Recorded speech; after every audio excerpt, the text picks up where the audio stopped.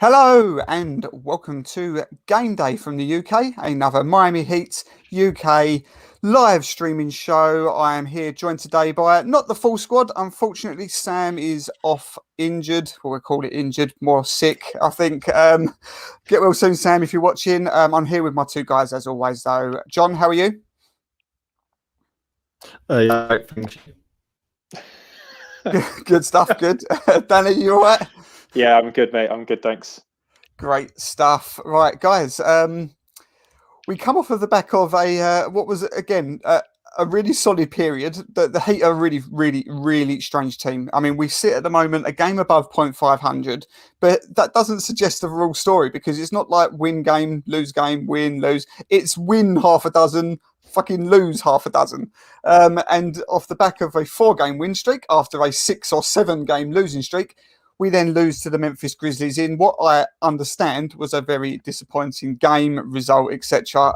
As you all know, I love my Miami Heat. I do not miss games. I watch every game live where I can. On the very odd occasion, very rare occasion where that is not possible, I always catch up with the highlights. This was one of the first times where not only did I not see the game, but I didn't even bother with the highlights. The reason being is because I saw the result, I then saw the reaction on Twitter, and I thought, okay, scratch 100%.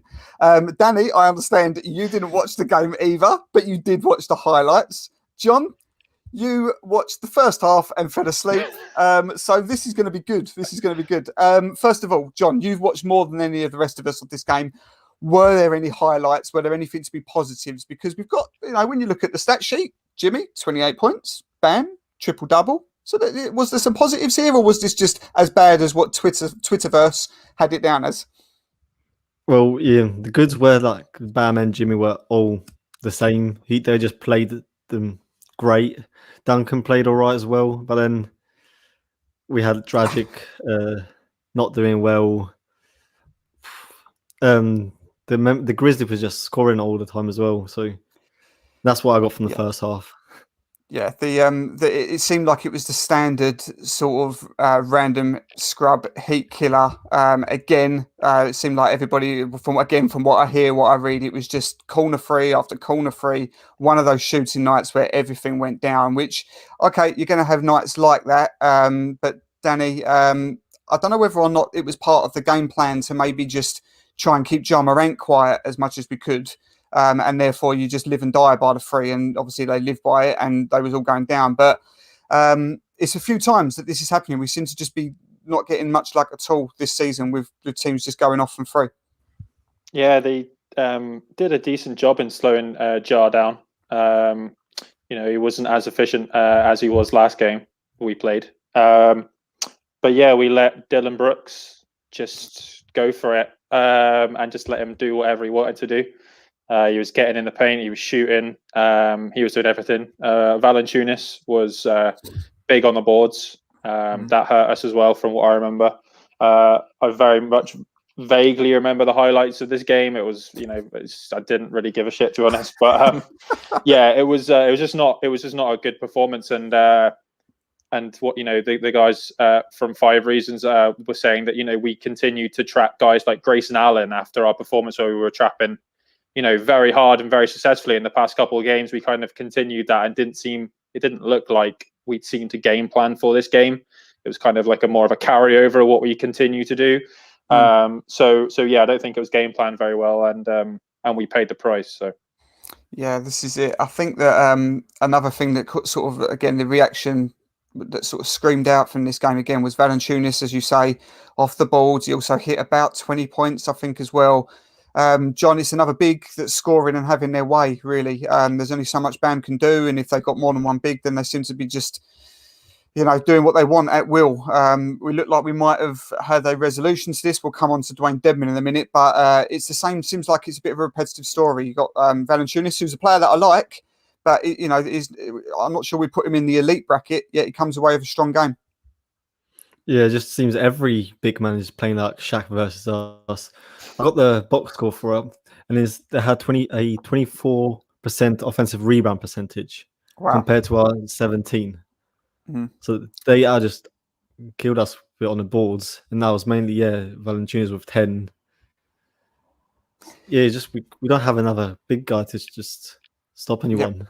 Yeah, this is it. I think that's. I mean, off the ball, especially offensive rebounds, it's been our Achilles heel. We might, if I think we're at 30th, might have been 30th, 29th in the league in offensive rebounds, which is a glaring stat as it is. Danny, there was another positive. Seems like Vic is finding his feet a little bit. 16 points that game, but in general, he seems to be at every game looking a little bit sharper.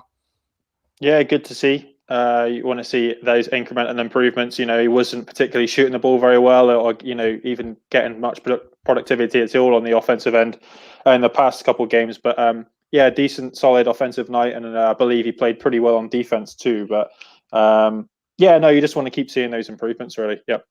Yeah, that's it. Absolutely. Yeah, good to see from Vic. I think that I'm not sure. When he came in, he said he's going to bring himself up to the levels that he once was. I'm not sure we'll ever see that sort of all-star level performances from him again. Defensively, he looks good. I think when his feet, his legs get under him a bit more, that will improve as well. Shooting-wise, it is a bit of a regression, but it's another player that can drive to the basket. We've seen that Euro step a couple of times. Yeah, there's some promising signs in the early days for Oladipo. Right, let's leave the Grizzlies game because one, we haven't covered it very well in terms of we didn't really know much about the game because none of us really saw it. But also, it was a shit performance. So let's leave. Let's park the Grizzlies' defeat. Dwayne Dedman, guys, Shams has reported as with everybody else, 5 reasons, etc. They all come with this story. When we was talking to Royal last time out, he said this is the one that I think is going to be the one that we do get over the line. We've seen him in the Heat gear, so it looks like it's happening. As I said, Shams has reported it. John, do we know much about him? I'll be honest, I hold my hands up. I know he's bounced around the league. I know he's another veteran presence. I know he's another big. I'm not going to sit here and start giving stats and his pros and cons to the game because I don't know. Anything you can throw on him? I saw a couple of stats on Twitter that he hasn't been much of a great shooter. He had a one outlier where he was in a 75th percentile, but apart from that, he's been below league average. From other stats I saw, he's a good big that just gets rebounds and that's it. Not really.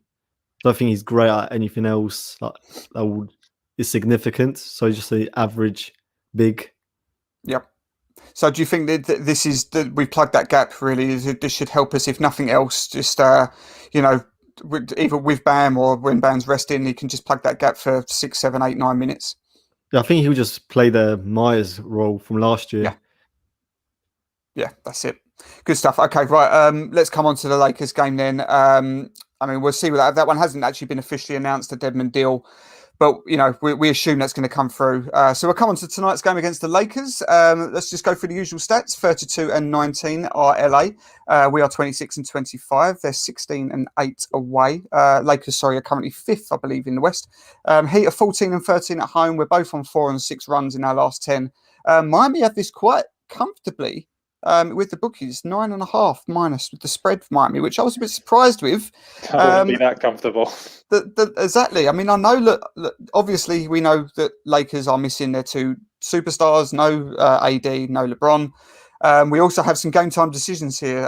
Kuzma, Horton Tucker, both on game time decisions. We expect them to play, but they're currently 4 and 5 since LeBron has been out. So they're not dreadful by any sense. They've played some good teams and beaten some good teams there. So I'm a bit surprised, Danny, with that minus 9.5. You've just said it there, and I totally agree.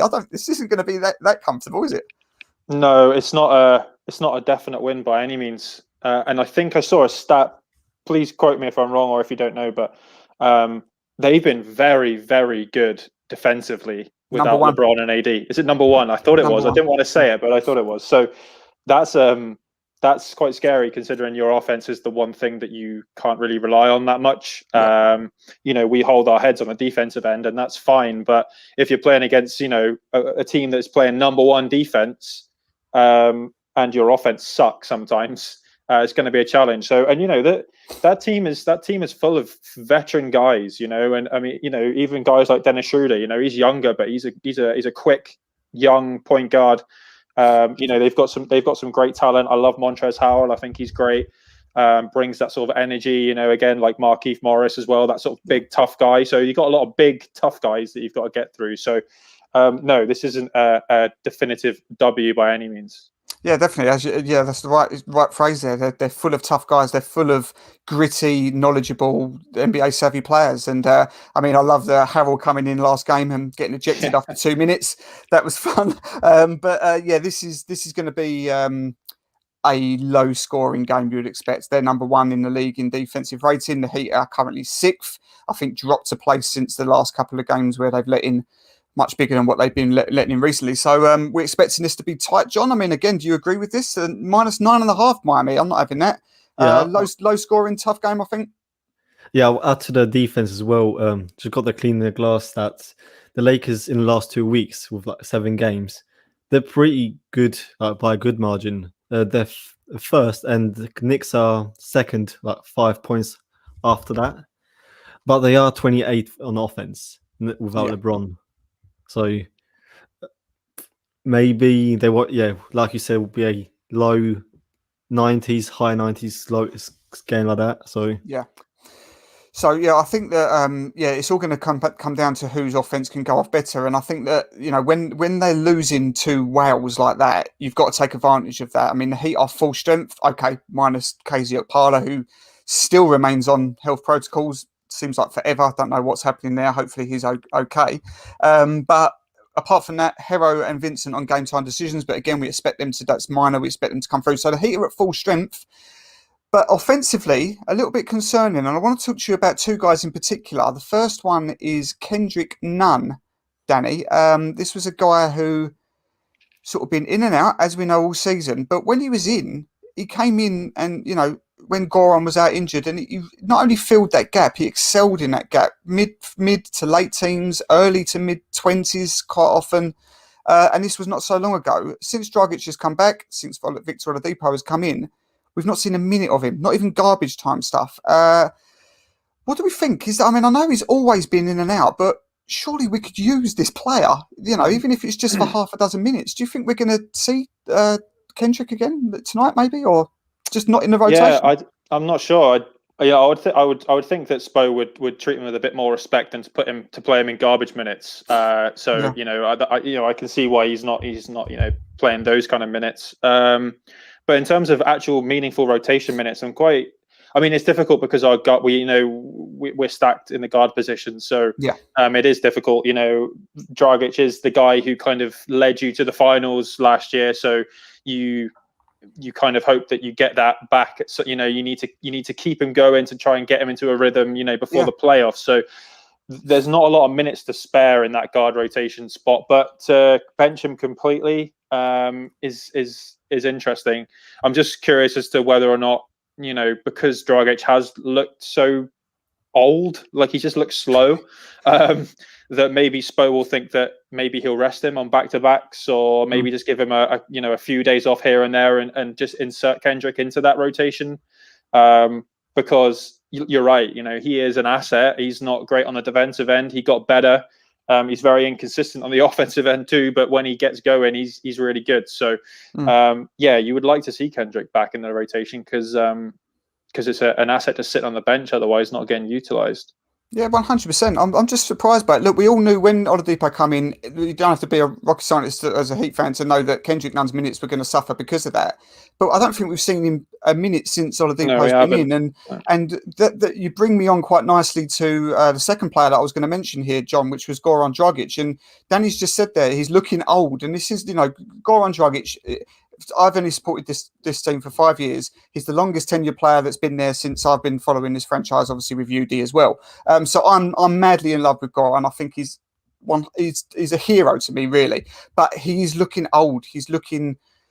That's a good word for it. His legs, I don't know whether or not we're not seeing him run downhill anymore. We're not really seeing him make the drives to the basket that he once was. His shooting's still okay. He can still, still got that chemistry with Bam, but he just doesn't look like that player that we saw in the bubble just a few months ago. And it's a little bit worrying, which brings me on to why isn't Kendrick playing more? John, first of all, why isn't Kendrick playing more? If that's the sense, is there any reason anything other than what Danny's highlighted? And secondly, what are your thoughts on Goran? On Kendrick, I actually don't know because his last 3 games that he did play was 25, 22, and then 10 points. So and that was all really efficient as well. shooting like 66, 69, 52%. Wow. So I don't know why he just got cut off completely. Because like you said, with Depot, he would have a reduced amount of minutes, but then because Dragic's he's getting old, and I don't think looking at his bubble performance should be the like the standard for him, Yeah, because it's he not did the have benchmark, he did have 6 months off, Mhm. and then the bubble happened. He injured himself, so then you still have all those minutes in the playoffs, injuries. Yeah. So I just don't think Dragic is good, young enough to just still be playing these minutes. He, So he I'm not hasn't sure looked why. good all season, has he, Goran? No. No, he hasn't, has he? No, He hasn't looked good all season. Yeah. Apart from that we had that incredible breakout fourth quarter against somebody where he hit about 22 points in a quarter, didn't he? Which was just incredible. Yeah. That's been about it. That's sort of been the only flashes. Do we think? I mean, there was this sort of consensus that we'll hold him back, and maybe when the playoffs come round, that maybe he will jump back into that sort of starter. I just can't see that now. Can you, Danny? No, he's definitely going to be, on the bench for the foreseeable future. Even at come playoff time, he's going to be the on the bench. His performance doesn't warrant coming off and replacing Vic or moving into the starting lineup in general or whatever. So, I don't know what to say. Yeah. He's just getting old. His legs aren't under him, and I don't know if the injuries concerned him at all or it's still concerning him. But he just doesn't look like the same player. So it's a shame because it's similar to you. Although I've been following for a bit longer, he's a player that I love. And I want his name in the rafters too. So it's sad to see the regression there. I hope he finds his form. And again, like I said, I wonder if Spo maybe rests him. And then you might see the Kendrick. Well, you're going to see the Kendrick minutes. I'm assuming if he does. Yeah, it seems like the obvious thing, and it is nice to have that comfort to think we've got a player of Kendrick's ability to be able to come in and take some of those minutes if necessary. But we'll see. I mean, look, Dragic is the sort of player that he'll go for 30 tonight and he'll just shut us all up. And I'd love to see it. John, it seems like a little bit of maybe a crossroads tonight for the season because there's only 21 games left, and after tonight of the regular season, and after tonight. We go out west again, and it doesn't look good. Trailblazers, tough. Suns on fire. Nuggets after that on the second night of a back-to-back. That's already got scheduled loss written all over it. And then the Timberwolves, which, all right, you'd expect that one, but there's no givens in this league. So tonight's game against the depleted Lakers, no easy game. I'm not, as I said, we keep coming back to it. I'm not having it. It's going to be as comfortable as what the bookies suggest. It feels like Heat are so streaky. 6 wins, 6 defeats, all this sort of thing. You don't want to lose tonight and then go out west, do you? No, definitely. Especially when you're playing against Lakers team that has no AD, no Bron, and maybe no Kuz as well. Yeah. But then again, we lost to G League Warriors, so who knows? But like you said, with 21 games left, and each game, we can be either in a 5th spot or the 10th spot. So, and I don't think we want to play a playing tournament. So no, definitely not. Is the lowest we need.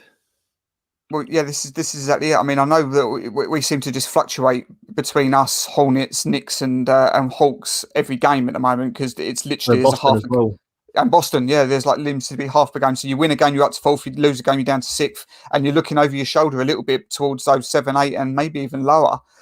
So you're absolutely right, Danny. As I said, we don't want to start getting. It wasn't that long ago when we was on this huge winning streak, and Heat are so streaky that you don't want to start looking over. When we were starting to think, could we even penetrate the top 3? Well, that's out the question completely now. Now we're at a situation where you think we're only one losing streak away from looking over your shoulder, and we don't want to be involved in this playing, do we?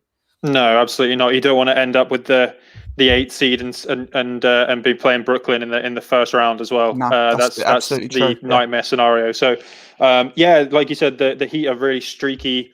I mean, would it surprise you if we won this game and then went on the road trip and just beat everyone and went 5-0? This is the team we're dealing with right now. Or we could lose this game and just lose every game in the next in the road trip. So it's so difficult to predict what's going to happen with the team. I would like to think that a bit of a bounce back win tonight. Don't go in with a mindset of, well, there's no Bron, there's no AD, it's a guaranteed dub, because it's not. And I think they know their lesson by now, or at least you'd think so, because they do that. So yeah, no, I think we'll get a good performance tonight, which would be nice because I'd like to start a little sort of win streak on this road trip coming up. Yeah, I'd hope to agree with it definitely. Yeah, it is as I say. I think that with Spo now with the new pieces in. I mean, there's been a lot of movement. Let's remember that as well. We've had Ariza in, we've had Bielitsa in, we've had the Oladipo in. So Spo quite often talks about this. You know, we've got to work this out and we've got to find our identity. That's fine, but we are actually only 21 games away from the playoffs, so we've got to find it and we've got to find it quick. And to keep winning, losing, winning, losing is not the way. You know, 26 and 25 at this point. Maybe that's not going to get it done if you want to get those top 6 seeds, which you don't want Sixers and you don't want Brooklyn in that first round, and that's going to be. You'd like to think there's enough talent there to avoid that. Okay, right, let's go round. Usual predictions tonight. John, I'm going to start with you. Heat or Lakers? What we saying, and by how many? Heat by 5, like high 90s game. Yep, good stuff. Danny? That was my prediction. I'll just go Heat by 6 instead. Okay, no problem. I'm going to go with Heat by 3. I'm going to go for a Goran Dragic buzzer beating. Wow. Just to shut us up, just to silence Miami Heat UK. Why not? Why not? That's it. I think it will be a mid 90s game. I don't think it's going to be that pretty, but I think it's going to be scrappy, entertaining game. I'm quite looking forward to it. A 12:30 tip tonight, which is decent because after that we've got 3 a.m., 3 a.m., 3 a.m., Nice. 3 a.m.s in a row. So I'm going to enjoy tonight. Okay, guys, good. We're through we're round the table and we're all in unison that it's going to be a Heat win tonight. Just a quick one tonight because we're missing Sam. Sam, if you're watching, get well. We'll be back hopefully all together on Sunday to preview the Trailblazers game. As always, thank you for watching. Please subscribe to Miami Heat UK TV. If you missed it recently, we've done a 3-hour drunken reverse top 50. It was carnage. The BAM chat, just don't. Oh, fucking hell, yes. Oh, man, honestly. Nah, I mean, look, last year we did it. It was carnage. It was wild, but it was an hour and a half long. This year, I thought, well, it was maybe mildly better, but actually, BAM, according to my guests, regressed, which I thought was outrageous. I lost my temper big time on that. If you've seen it, then you'll understand. If you haven't, it was a lot of fun to go and watch that if you've got 3 hours to spare. Anyway, guys, enjoy the game tonight. And hopefully we'll see you Sunday talking about a nice Heat win. Enjoy the game.